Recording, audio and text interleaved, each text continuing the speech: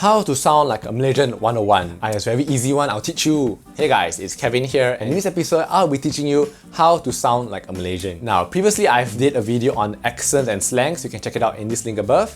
And I find that accent and slang is how someone pronounces things and also choice of words. But today, I will show you how to be a Malaysian and convince someone that you really are from Malaysia. It's more like a manner of speaking kind of style. It's a lot to take in. Let's jump right in. First and foremost, to be a Malaysian, you have to use sarcasm. It's embedded in our lives to always make fun of negative stuff that happens. So if you find that something terrible happened, say the opposite of what it really is. For example, if it's raining really badly, you tell someone, "What lovely weather." If the economy is bad, you say, "Wow, the country is doing so well." If a child fell down, you say, "Very good."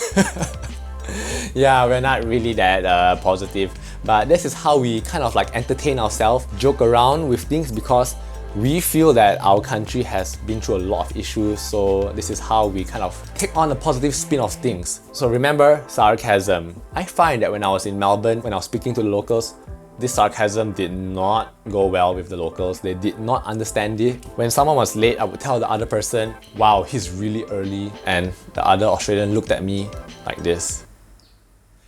I got many stares and like strange looks from local people when I use my sarcasm. They just don't understand it. I think it's because in Western countries they are very direct and firm, straightforward. They don't really believe in speaking negatively. I don't know, but for Malaysians, that's how we live. Yeah. Oh, which brings me to my other point on how to be a true Malaysian. Always complain. You know a Malaysian is near you when you hear them complaining about every single thing. And sometimes the things they complain about are just so minute and trivial, but they just have to do it. For example, why is the sun so hot? Why is it raining so heavily? Why is the slope so steep? Why is my coffee so bitter? Why is everyone always late? Why is the dog always barking? I want some sun, but I don't need to be too hot. Sometimes our complaints are very illogical because you can't control things like the weather, but we still want to complain about it and express our frustrations.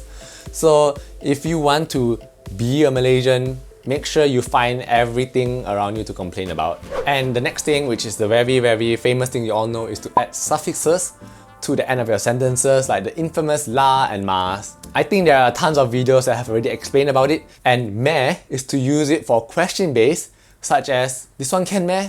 Ask.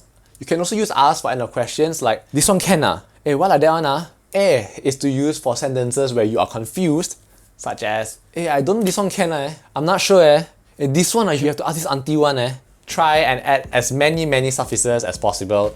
Las, mas, mes, the whole lot. The moment you hear any of these sounds, you instantly know you are next to a Malaysian. Or maybe a Singaporean too. Next up is quite difficult, is combining a few languages and dialects together.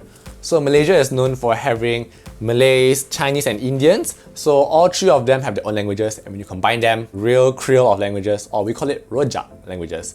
For example, you might say things like, "This person is so kiasu, I cannot tahan this person Look at this road, banjir already." I don't really know much Indian words, so forgive me, I only know Malay and English words. But you get the gist.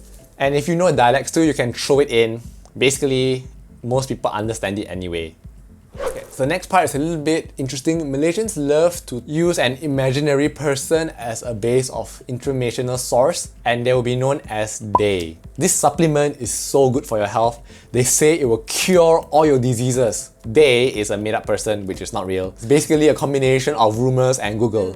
And lastly, among all the things to sound like a Malaysian, there are so many, but this is the one that I think really stands out because I've noticed I've said so many times, and so do other Malaysians. The very annoying, "you know right" sentence. You know right that you have to come on time. You know right that this is only for special members.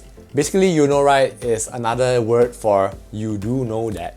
But we say in this matter to sound like we are kind of like knowledgeable in things, and we also want to inform or assure that the other person is aware of this thing. Actually, most of the time we just use it to sound like we're very superior. So remember, when you want to make sure that someone is aware of certain things, use "you know right." You know right, you can't bring your phone in here. This pasta contains nuts, you know right? And that is all for today's topic. Thank you guys so much for watching. I hope you guys have learned a little bit more about the fun and entertaining worlds of being and speaking like a Malaysian. It is actually more to it than that, but due to lack of time, I hope these little bits of information is enough for you guys. The best way to learn more about speaking like a Malaysian is to be around other Malaysians and just soak styles and manner of speaking. Generally, we are quite sarcastic, ironic way because we want to have fun. Once again, thank you guys so much for watching. Don't forget to subscribe and I'll see you guys next time. Bye!